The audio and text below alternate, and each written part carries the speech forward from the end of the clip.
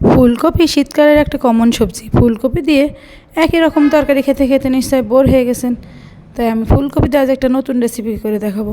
আসসালামু আলাইকুম, কেমন আছেন সবাই? আশা করি সবাই অনেক ভালো আছেন। আমি ফুলকপিগুলোকে ছোটো ছোটো করে কেটে একটু ভাপ দিয়ে নেব। এর ভিতরে আমি একটু লবণ এবং একটু শুকনো ঝালের গুঁড়ো দিয়েছি। আমরা সবাই ঝাল খেতে পছন্দ করি, এজন্য একটু ঝালের গুঁড়ো দিয়ে দিয়েছি। আপনারা যদি ঝাল না পছন্দ করেন বেশি, ঝাল না দিলেও হবে। এটাকে আমি হালকা 5 মিনিট মতো একটু ভাপ দিয়ে নিয়েছি। ভাপ দেওয়ার পরে পানি সেঁকে এর ভিতরে আমি দিয়ে দিচ্ছি ময়দা। আপনারা কর্নফ্লাওয়ার দিতে পারেন, তবে আমার কাছে ময়দা ছিল, আমি ময়দা দিয়েছি। আর দিয়েছি মরিচের গুঁড়া।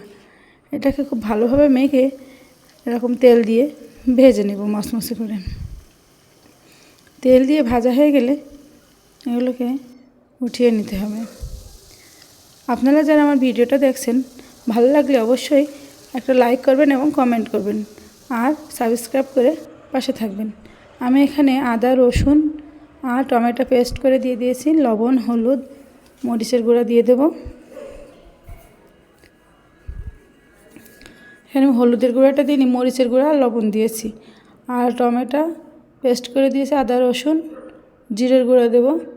এর ভিতরে একটু টমেটো সস দিয়ে দেবো। টমেটো সস দিয়ে সব মশলাগুলো একসাথে খুব ভালোভাবে কষিয়ে নিতে হবে। এর ভিতরে অল্প একটু সয়া সস দিয়ে দিতে হবে।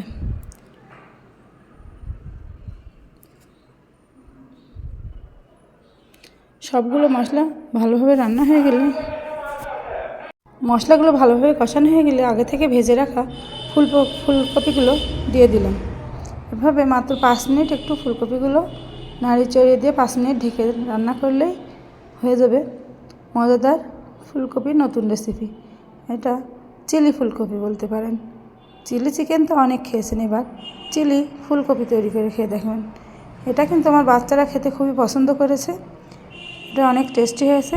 রোজ রোজ একই রকম ফুলকপি রান্না করলে কেউ খেতে চায় না, তাই ফুলকপির একটা নতুন আইটেম তৈরি করলাম। এখানে হালকা একটু পানি দিয়ে 5 মিনিট ঢেকে রাখবো। তারপরে কাঁচামরিচ কুচি আর একটু চিলি ফ্লেক্স দিয়ে নামিয়ে নিলাম। খুব মজাদার চিলি ফুলকপি। এটা ভাত, রুটি সব কিছু দিয়ে খাওয়া যাবে। পরোটা, আপনি যেভাবে ইচ্ছা খেতে পারেন। এটা আমার বাচ্চারা রুটির সাথেও খেতে পছন্দ করে এবং ভাতের সাথেও খেতে পছন্দ করে। আমার ভিডিওটা ভালো লাগলে অবশ্যই সাবস্ক্রাইব করে আমার চ্যানেলটির সাথে থাকবেন। নেক্সটে আরও সুন্দর সুন্দর রেসিপি এবং ভিডিও নিয়ে আসবো ইনশাল্লাহ।